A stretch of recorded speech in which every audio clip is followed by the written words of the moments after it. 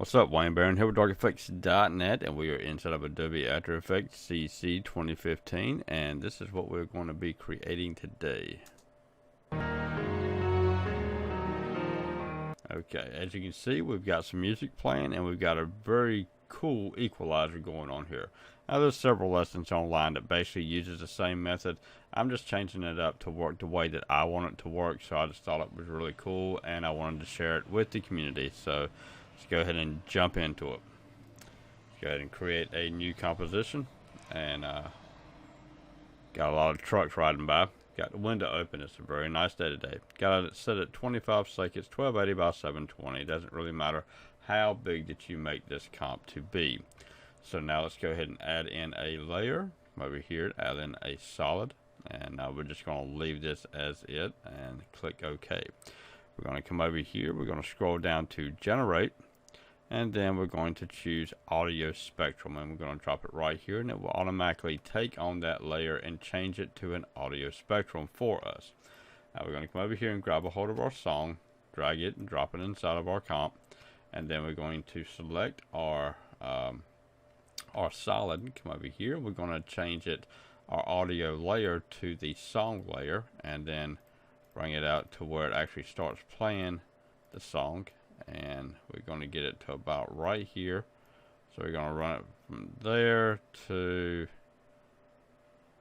there. We're going to give it just 8 seconds, right click and trim to comp. That way we've just got this section right here to work with. Okay, so the next thing that we're going to do is just going to add in some settings to make our audio equalizer look the way that we want it to look. Okay, so we're going to change the following. Our start frequency, we're going to set it at 1. Our ending for frequency is going to be set at 800.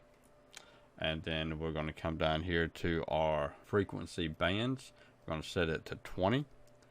And then we're going to come down to maximum height, and we're going to temporarily set it to 800. And then our audio duration, we're going to set it to 80.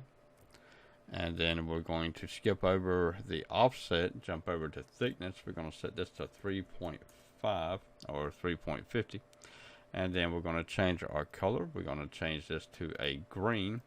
And then we're going to change this one to a grayish color. And that right there will make it to where we can see our green equalizer really, really good. Now we're going to come down here. We're going to change this to 180. And this right here will give us different colors in our spectrum. And now we're going to come down here to our A and B, and we're going to select side A because we only want it on one side. If you select side A and B, as you can see, it shows it on both sides. We just want it on side A, which is our top side.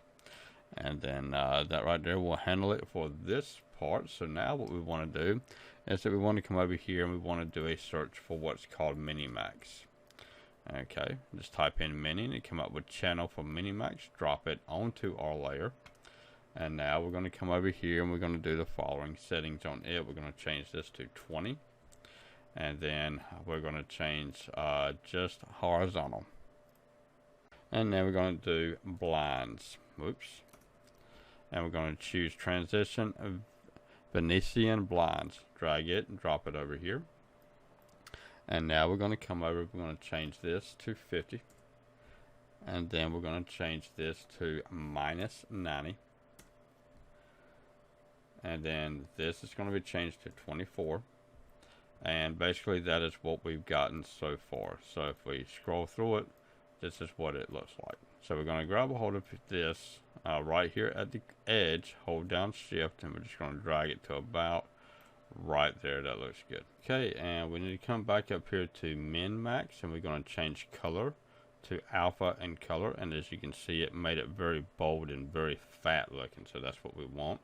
Let's come back up here, and if we scrub through, this is basically what it looks like.